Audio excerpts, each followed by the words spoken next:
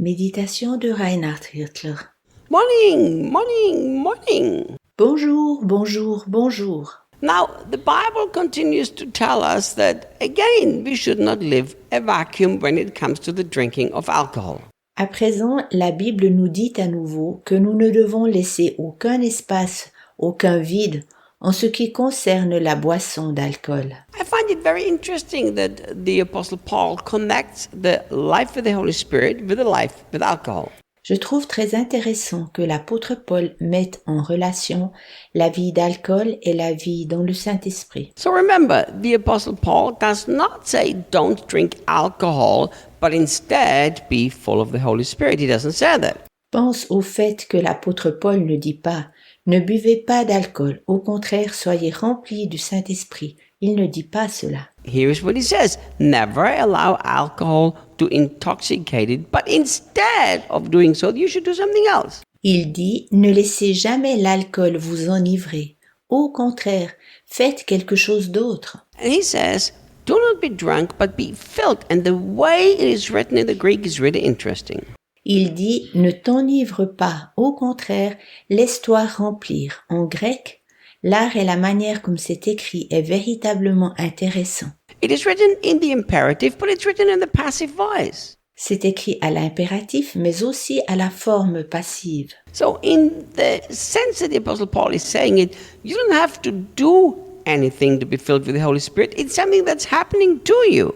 Comme le dit l'apôtre Paul, tu ne dois rien faire afin d'être rempli du Saint-Esprit. C'est quelque chose qui t'arrive. And you know what? It's written in the present continuous tense. That means constantly something is happening to me to make me so full with the Holy Spirit. Et sais-tu quoi? C'est écrit au présent, à la forme active.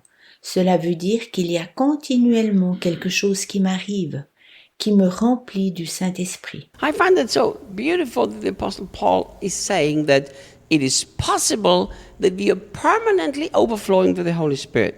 Je trouve si beau que l'apôtre Paul dise qu'il est possible que nous soyons constamment remplis du Saint-Esprit. Because when the Bible says instead be filled continually, the word filled means so full that it flows out of you.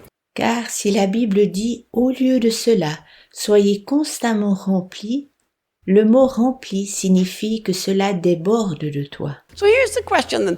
Well, how can we be continually so filled with the Holy Spirit that the Holy Spirit constantly flows out of us? Ici et alors, la question, comment pouvons-nous être tant remplis du Saint-Esprit qu'il déborde constamment de nous? This is a question that a lot of Bible teachers have tried to answer. Beaucoup d'enseignants bibliques ont déjà essayé de répondre à cette question. And I've heard so many different teachings about this subject that makes it complicated and hard work and almost unachievable for the ordinary Christian.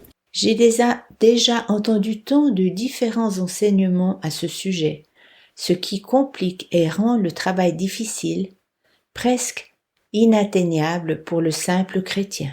Allow me to give you my understanding, which is a pretty simple way of understanding the scripture. Permets-moi de te partager ma compréhension, qui est une façon très simple à comprendre l'Écriture. So let's repeat. The Bible says that you should be permanently, continuously, constantly so full that the Holy Spirit flows out of you. Je répète qu'il est écrit dans la Bible que tu dois être rempli continuellement et constamment du Saint-Esprit afin qu'il coule de toi. And it's not something that you are making happen because it's written in the passive voice. Ça n'est pas quelque chose que tu provoques, car c'est écrit au passif. It is something that is happening to you. C'est quelque chose qui t'arrive. How is it happening to you? Comment cela se passe-t-il? Well, we have to interpret the Bible, not by our own ideas. Nous devons donc interpréter la Bible par la Bible et non pas en raison de nos propres représentations. Do you remember when Jesus said something that was really, really cool regarding the Holy Spirit flowing out of us? Souviens-toi que Jésus a dit quelque chose de véritablement génial au sujet du Saint-Esprit qui coule de nous. In the last day of the feast, which is the greatest, the Apostle of John tells us in the Gospel, Le dernier jour de la fête, qui était le plus grand jour, comme l'apôtre Jean nous le décrit dans son évangile, Jesus shouted, Jésus cria "He who is thirsty, let him come to me and drink." que celui qui a soif vienne à moi et boive. And then he said something that is absolutely connected to this Bible verse in Ephesians 4. Il dit ensuite quelque chose qui est directement en relation avec ce verset biblique d'Éphésiens 4. He said that he who believes in me, out of his bodies will flow rivers of living water. Il dit, celui qui croit en moi, des fleuves d'eau vive couleront de son sein. And then he says he was speaking of the Holy Spirit. Jésus dit ensuite qu'il parle là du Saint-Esprit. So how can you be permanently, continuously be so filled with the Holy Spirit that he always just bubbles out of you? Comment alors peux-tu être continuellement et constamment rempli du Saint-Esprit afin qu'il jaillisse toujours de toi? Well, number one, you have to choose to be thirsty. Premièrement, tu dois te décider d'être assoiffé. Remember, he puts it in the context of drinking wine. Nobody drinks wine if he doesn't choose to want to drink the wine. Pense à cela. Paul le met dans le contexte de boire du vin.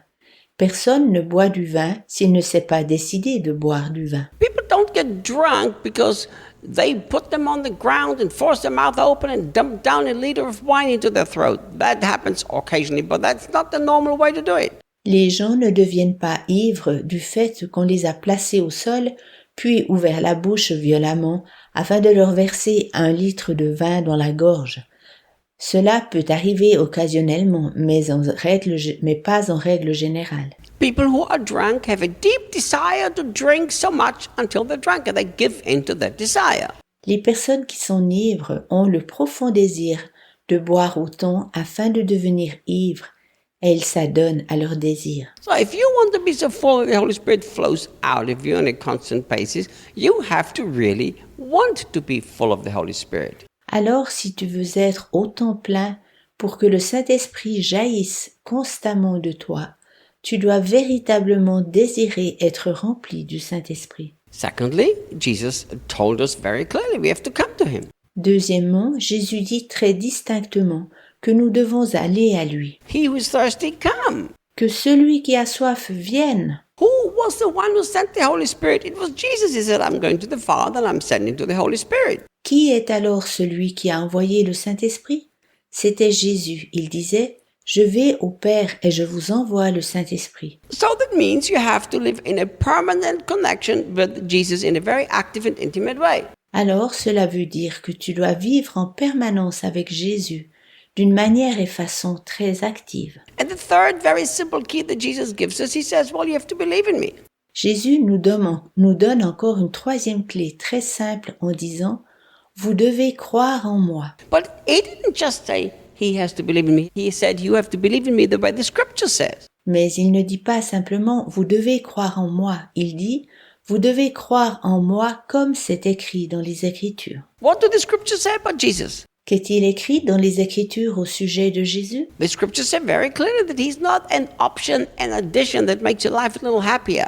Les Écritures disent très clairement qu'il n'est pas une option pour un rajout qui rendra ta vie légèrement plus heureuse. He's the Alpha and the Omega, the beginner and the finish of your faith. Il est l'alpha et l'oméga, le début et l'accomplissement de la foi. He's the new covenant. He's the wisdom. He's absolutely everything. C'est la nouvelle alliance.